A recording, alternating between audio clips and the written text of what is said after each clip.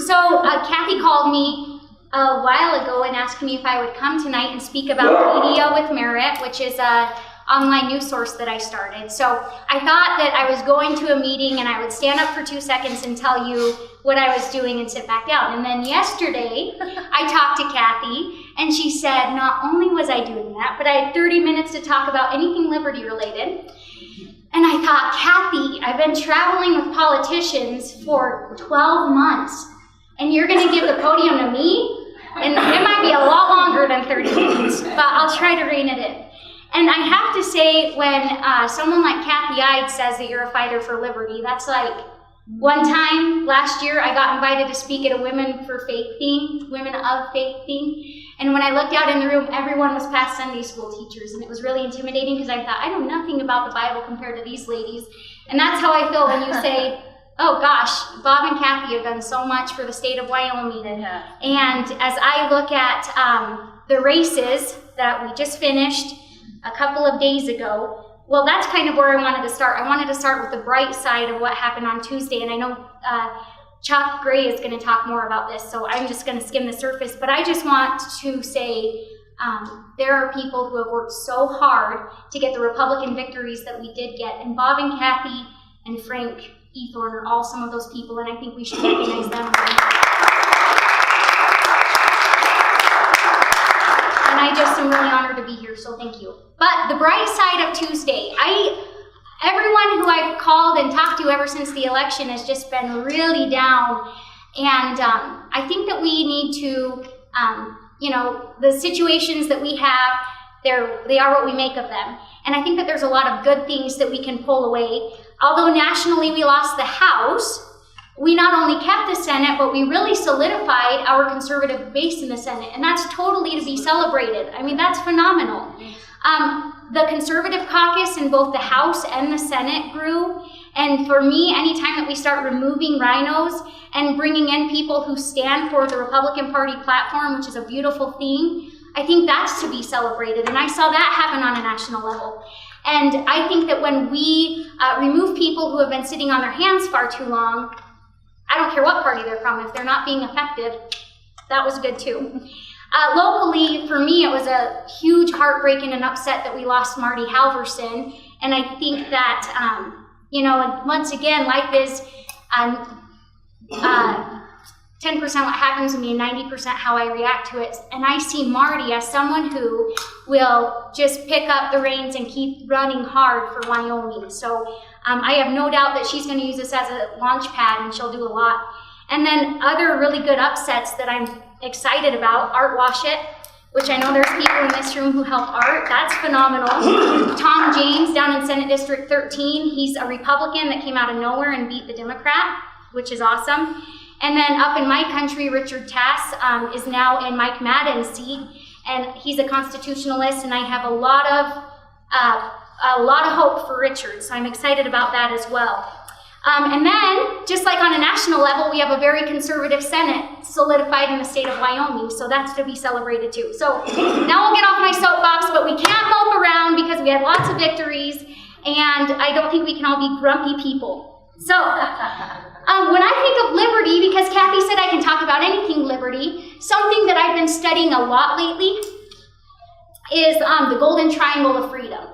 And I'm sure that this is something all of you know about. But I think that for me, I like to be reminded of these ideas, to be reminded that what we're fighting for isn't something we're fighting for alone, and that our values as conservatives and as people of liberty and people who love the Constitution and love our country and love our state, that those values are the values upon which America was built. So the Golden Triangle of Freedom, if I had a whiteboard, which I don't, is freedom and virtue and faith are needed for any of the others to work. So in order to have freedom, you have to have a virtuous people. In order to have a virtuous people, you have to have people of faith with some kind of a faith base. And then in order to have faith, a religion of any kind, we have to have the freedom in order to have that. So they're all directly related to each other. And it's a three-legged stool. Without one of them, it falls. So that's what I want to talk about tonight. So when the Founding Fathers created the idea of America, they didn't do it based on people who were rioting in the streets and ruining people's businesses and leading outcries during judge hearings.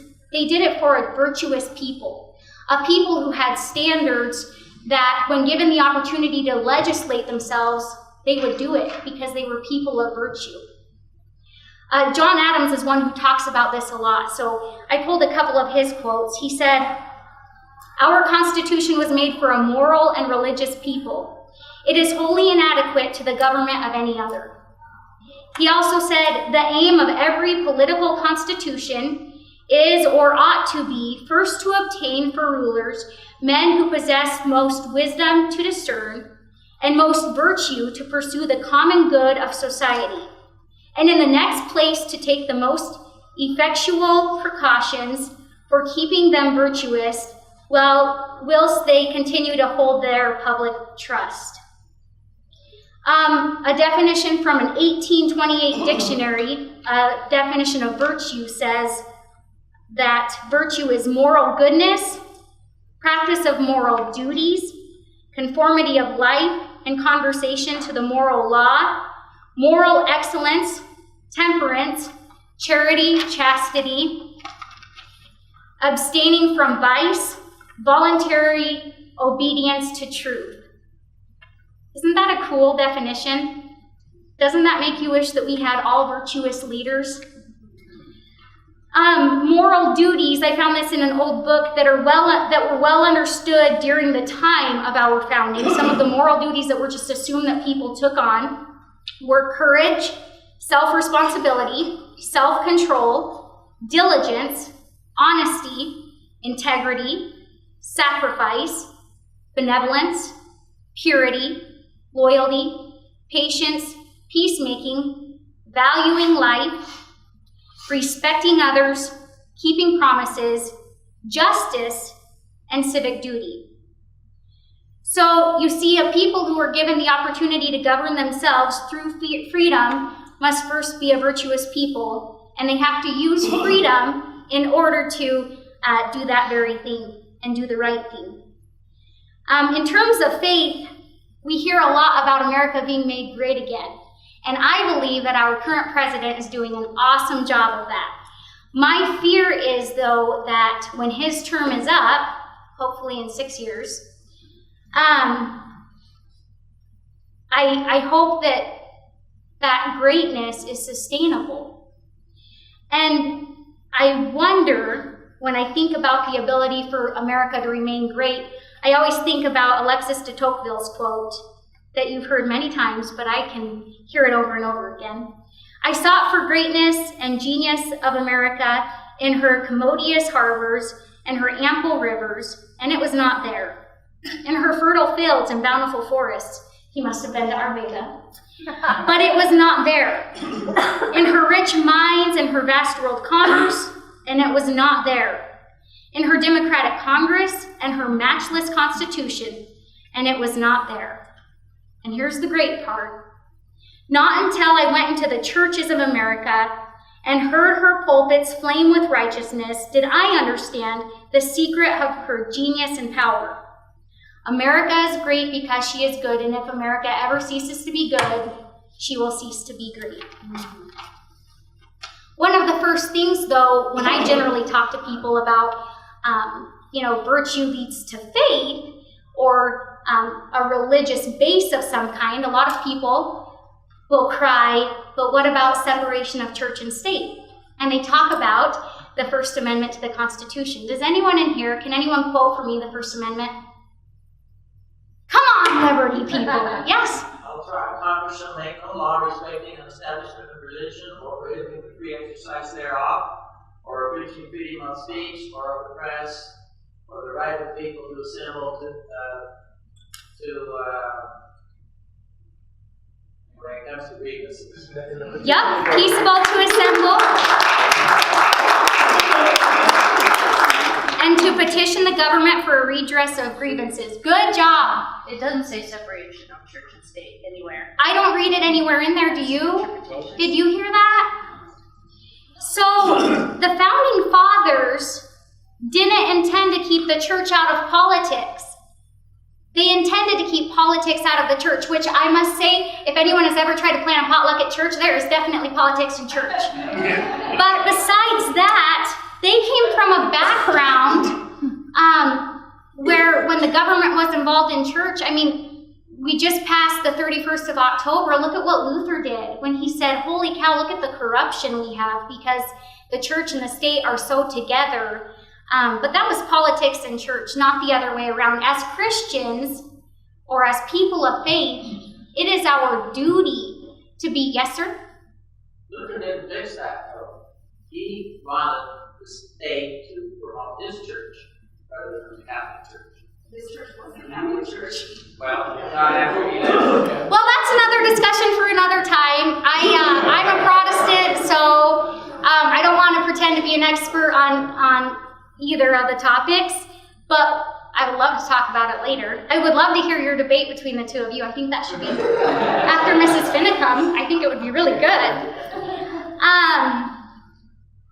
So, as Christians, it's our duty to be engaged, and it's funny, I was at church a couple weeks ago, and a guy was asking me how the campaign had gone, and what I am learning over and over again is that Christians stay home on election day, and that drives me nuts because they say, you know what, I'm just worried about the gospel, I'm worried about preaching the gospel and sharing the word. I'm not really going to get involved in politics. And my argument is, if you're not willing to get involved in politics, then the gospel must mean nothing to you. Because if our politics are let go, we'll be like North Korea. You're not going to have the opportunity to talk about God. And you're not going to have the opportunity to share the gospel. So if it matters to you at all, you'll be engaged in politics. There's a difference between politics and government. You're right. I don't look at it as politics. It's your civic duty. Yep. It is self-governance. Yep. And we're called to be stewards of what we have, and God's given us this country. So when we're not involved in the managing of it, then we're letting go of our stewardship. Another argument that I hear when I talk about faith and politics is that you can't legislate morality. But I would ask you to consider the fact that every single law is based on a moral premise. So abortion, for example, is, if I am pro-life, which I am, it is my moral objection that it's morally wrong to kill babies. And the other side is also a moral law, and they're saying, we believe that you can, you can't squelch the mother's right to choose. So The mother's right to kill the baby. Yeah, exactly. So every law is on a moral basis. I guess I'm sure that these ideas aren't anything new to you. I'm sure you've heard about them, and the majority of you in here, like I said in the beginning, could definitely school me on them. But I think that as the elections come to a close, it's easy for us to kind of go into a cocoon and forget about, I don't know, what's happening on a local level and on a statewide level and on a national level. And it is my goal that as people who are diligent in liberty, we must remain constantly aware and activated. So for me, with politics, I really have two habits. Number one, I will talk about politics at home and talk about politics with people in my, nuclear community, and then do nothing else. Or the other tendency I have is to be part of a party, pay my funds, get involved a little bit, and expect them to do the work. But my goal is to truly embrace the traditional virtues of personal responsibility and civic duty, and do that not by making a change on a world stage, not having that as my primary goal, but by first searching my own heart and seeing if those traditional virtues are things that I can say that I actually live out. Ronald Reagan, of course, once said, all great change in America begins around the dinner table. So after we've taken care of our personal virtue and our personal standards, what are we doing to educate our families and to help them? And I really think that no matter what your family looks like, maybe all your kids are gone, but when your kids are gone and they're busy, they rely on you a lot of the time to inform them about what's going on and to pull them along. And then maybe you're a young parent and you have little kids at home, and there is no better time. Kids develop their morals by the time they're 4 years old. So there's no better time to start talking to them about all of these things than right away. And then for people who don't have kids, that means you have all the time in the world to fight for liberty, right? Anyway, those are some of my goals right now as we wind down elections, but to remain involved and to really seek to see if that virtue is things that, if there's areas I need to improve on, which there are many, and what I can do to help keep that golden triangle of freedom alive. So, I don't know about you, but I'm sick of allowing the left to define all of our terms. I think that economic development are two words that have been absolutely abused. What should be something good to do, helping to promote our economy, has turned into a few of us being taxed to fund ideas that we may or may not agree with that generally spend a lot of unnecessary money.